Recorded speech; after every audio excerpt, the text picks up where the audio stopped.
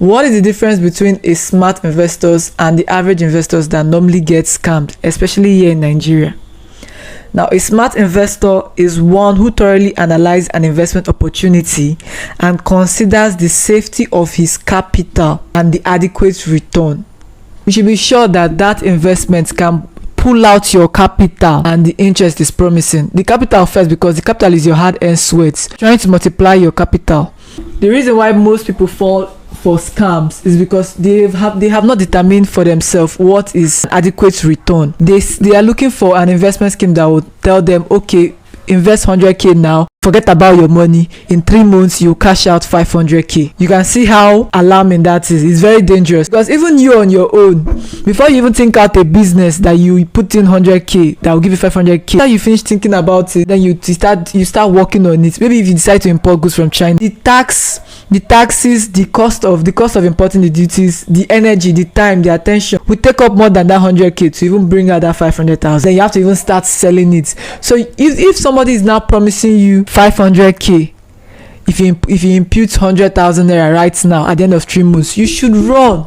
The problem with most Nigerians is that they understand the risk. Most of them may actually know that this thing might be a gamble, this thing may be scam, but they'll be like, it's not the first time I'm losing money, and let me just give it a try, it can work for me. They are highly dependent on luck. The role of a smart investor is to be sure of where you're investing your money. Big investors don't do luck, they do facts. What is the fact that this thing will return my money?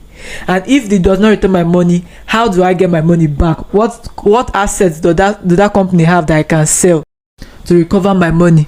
We're not doing based on luck. If it goes, it goes. I'm not the first one to lose money. Is that how we're going to create wealth? Understand the risk involved in investing your money.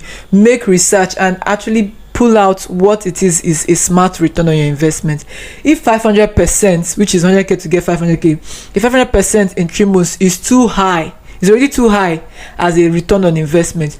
If someone says, okay, give me 100k and I'll give you 10%, I'll give you 10% every month, that means at the end of the year, the person is going to give you what? 120,000 as interest, 10,000. So 10,000 times 12 months is 120,000 naira. This person is telling you that I'm going to give you 120,000 naira at the end of 12 months. To you, wow. The percentage is low, no problem. Can they pay me 10% every month?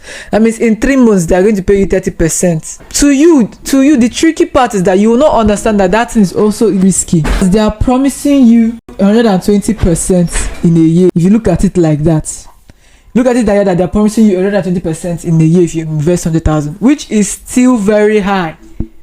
Most business, if your parents are in the line of business, they don't even get 50% or 60% in 6 months, because there are people that are owing them. The price of goods has increased, inflation in Nigeria, so they are not even sure of the 60% for themselves.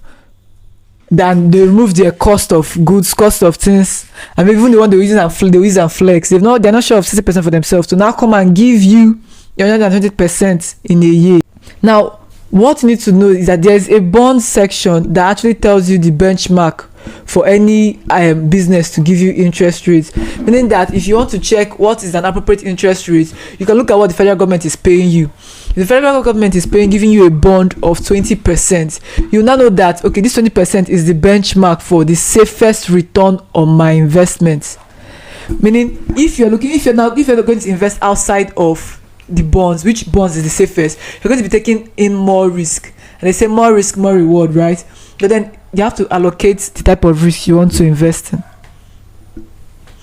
You're going to be looking at business with 25%, 30%, or highest at 5% return on your investment, because the benchmark for bonds are 20%. I don't know if you understand me. So now, who is a shareholder?